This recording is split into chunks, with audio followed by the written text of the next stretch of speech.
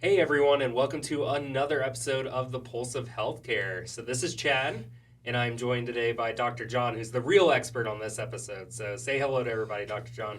Hey, everybody. Welcome back to the Pulse of Healthcare. We're happy to be here today. We're going to talk a little bit. I know we've talked a lot about kind of the weeds of healthcare over the last several weeks and some of the components of it. Today, we're going to talk about self insurance for an employer group and why you should consider that as an option other than the full insurance that you see out in the marketplace. Okay, so today you're really going to be the expert because you've spent more time on that side of things, the quoting, the agent side of the business. Um, Talk me through what are the differences? Just baseline. This is my first time hearing about fully insured, self-insured. What are we looking at there? Well, fully insured is what you normally hear about in the marketplace. That's what you're seeing through the Bucas and the Cigna and those kind of things. And that's where a company really can be pretty small from five, generally to 150, 200, even up to 500. They're engaging in a insurance product where after they pay their premium dollar, there's effectively no risk. So their total spend is whatever they spend on their premium. And what we know from that is that premiums go up every year. And there's a lot of rationale for that. I'm going to dive a little bit. I'm going to kind of hit that at a surface level, why premiums go up every year, especially on fully insured plans. But really what I want to talk about is self-insurance. And what's self-insurance? Well, self-insurance is where the employer kind of wakes up, if you ask me, and starts to realize that this is as much of a healthcare decision as it is a financial decision. And every one of the Fortune 100 and most of the Fortune 500 companies self-insure. And you think, well, they make a lot of money. They're pretty smart. They got great accountants. What do they know that I don't know? Right. Well, what they know is the risk, right? What's the risk? And so the risk has to do with probably three main things, right? What is your plan? Plan design being a big one. How is your plan designed to help you mitigate risk from the employer group standpoint? Second point, who's managing your plan? Your third party administrator. Now, you might think that one of the big carriers might be great, and they certainly do third party administration. But if you actually go back and look at all the things that we look at every day, which is all the legal things that are happening, Right. you'll find that most of the big carriers are not very good at the self-insurance model, and they tend to get sued a lot by the bigger employers that are using them Right. because they're managing the self-insured model the same way they manage the fully insured model. So they're kind of commingling the philosophies, which means that they're undermining the benefits of what real self-insurance does. Which kind of takes me to three. What does real self-insurance do? Well, real self-insurance, if you have the right partner, so if you meet one and two and you have the right partner, really puts you in the driver's seat of your healthcare spend. This is where education is such a huge factor because you can bring people into the equation, you, the employer, your employees, educate yourselves on how the healthcare system works, partnering with your third-party administrator, in this place, Ovation Health, all right, to actually engage in healthcare in a consumer-savvy way. You've heard me say it in previous episodes where we don't say no, we say not that way. That's because we don't want you to engage in a healthcare scenario where you're paying 10, 15, 20, 30 times the cost of what you actually ought to pay had you engaged in healthcare the same way you would engage in buying your groceries or taking your dog to the vet or, anything else you buy in a car or anything else you do in your life where you're budget conscious. So when people come to me and go, my healthcare went up 10%, 15%, it does that every year and we never save any money and blah, blah, blah, blah, blah, I think, well, you're probably fully insured and the company that's managing that fully insured is actually counter incentivized. So I'm going to explain that. Counter incentivized means that when the Affordable Care Act came into place, they put some structure around how much money had to be spent on the health care component and how much money could be spent on the administrative component. 80 to 85% has to be spent on healthcare delivery. Well, that's a pretty broad category. Include your pharmacy, your doctor, any kind of medical claim you might have, labs, reinsurance, those kind of things. Very broad category. 15% on administrative. And if they don't spend that much, they're supposed to refund you. Well, two things occurred. One, if I increase the cost of the plan overall, that actually increases the dollar amount I'm collecting that I could collect for an administrative fee. That makes sense, right? Right. But it also increases the spend. Also increases the spend. So, what's my incentive as a plan? Because I don't get to keep any more of that money from the 85%. What's my incentive to save you, the employer, any money? Zero. Yeah. I want to spend it all because going back and calculating and writing you a refund check, that costs me more money on the administrative side.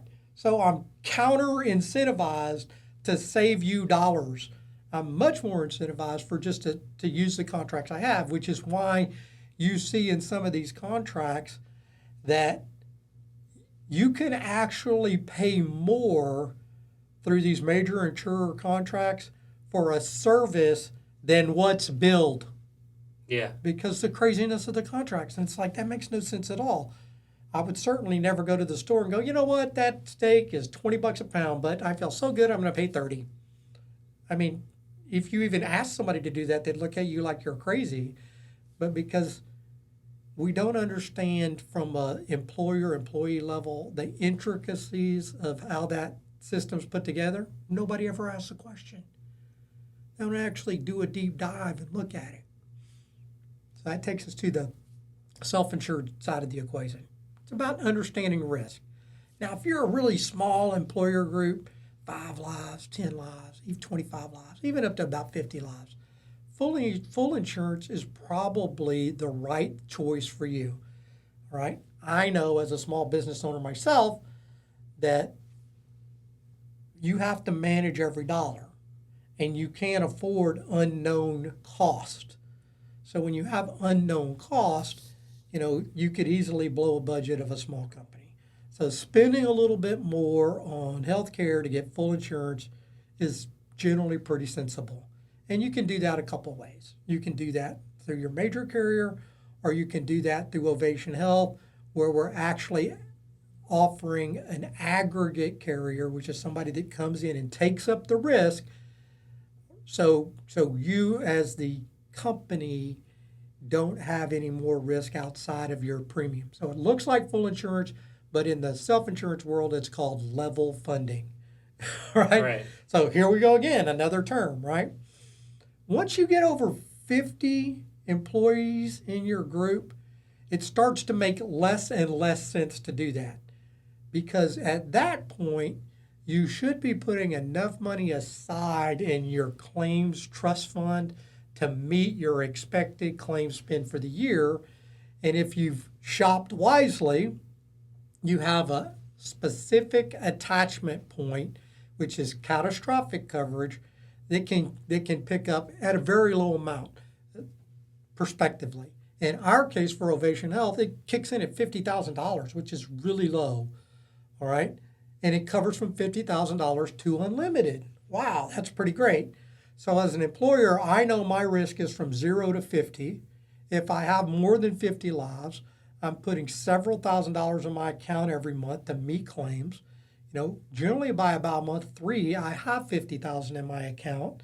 So if I was to have some kind of catastrophic event, I've got it covered.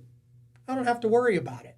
And the difference between the total premium you would spend with an Ovation Health plan opposed to somebody else, you're probably saving in the neighborhood of $200 to $250, sometimes more, per month per employee. So expand that to a group of 100, 150, 200.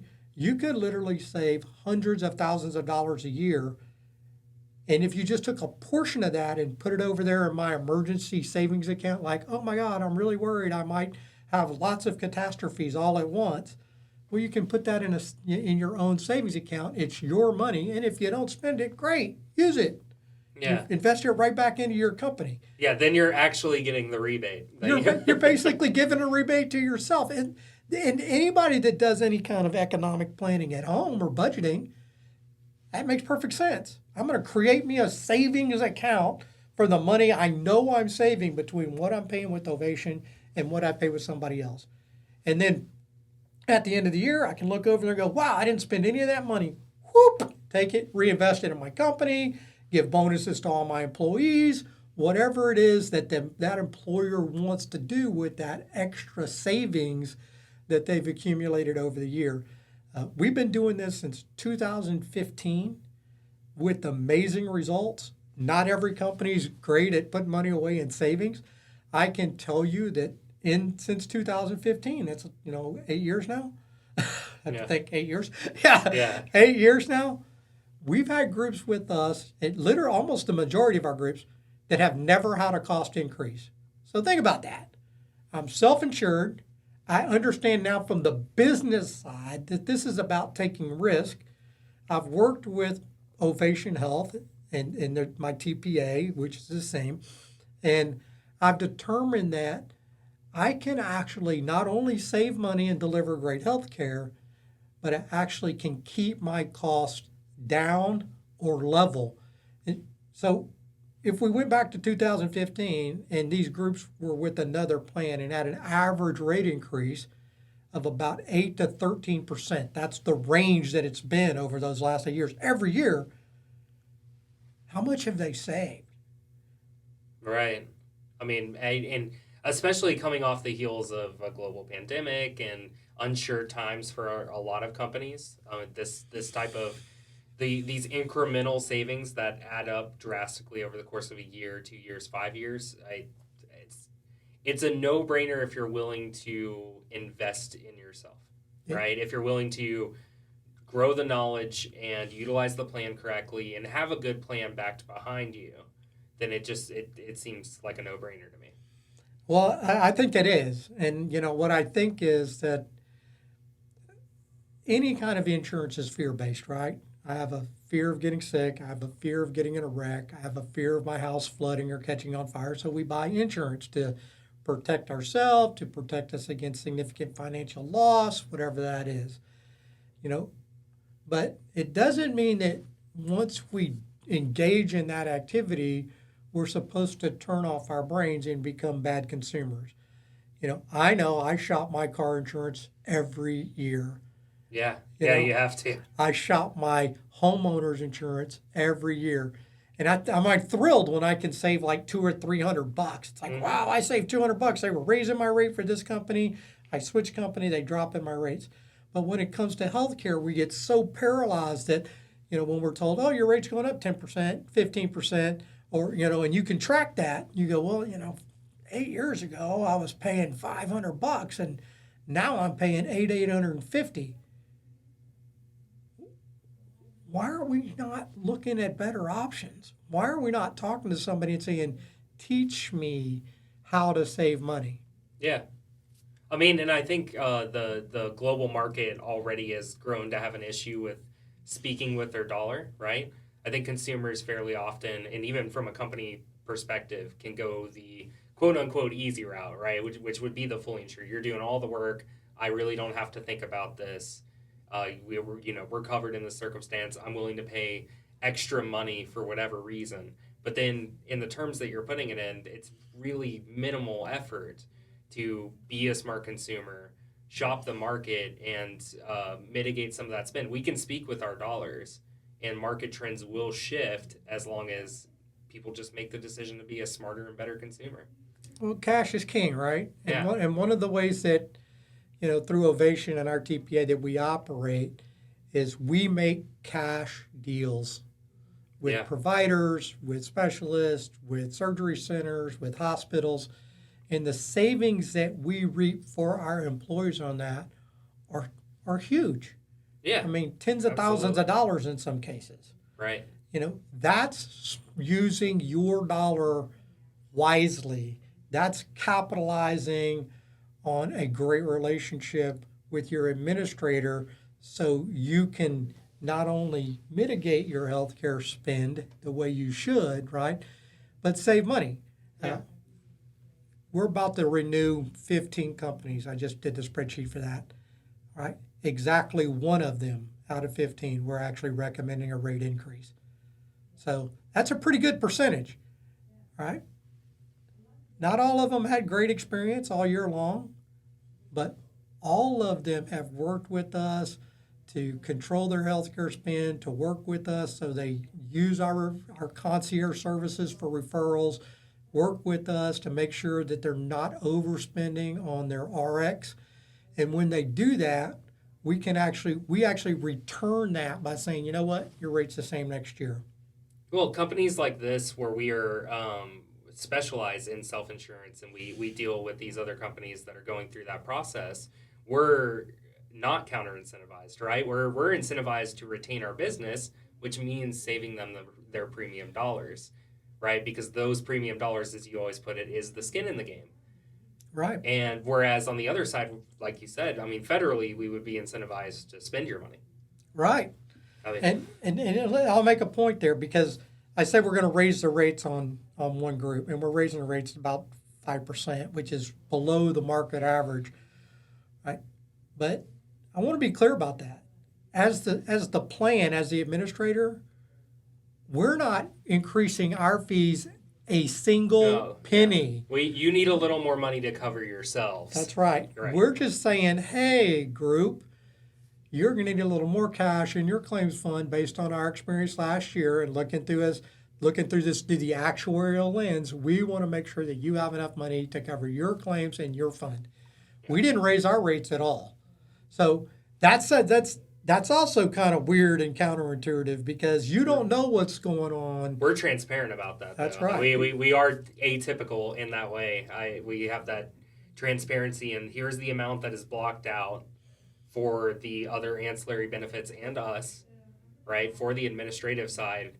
But like you said, if there is ever an increase, that's not on this side, not on the administrative side. That's on the claim side. On the claim side and sometimes on the reinsurance side, depending right. on the risk of the group.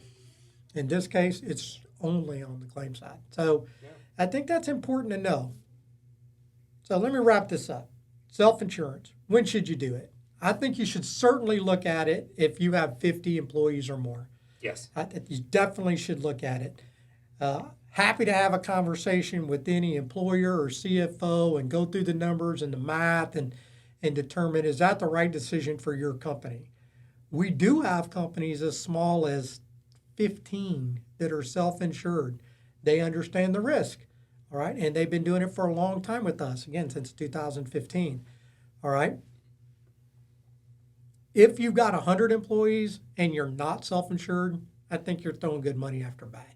Yeah, I would agree. Anything over 100 employees, if you are not self-insuring and if you don't have a great partner TPA that's working with you to help you mitigate your cost, you're backing up. So I certainly think, it's worth talking to us over at Ovation, seeing what we can do to you or do for you, and not getting caught up in the decades worth of programming and fear that go around, fully insured plans.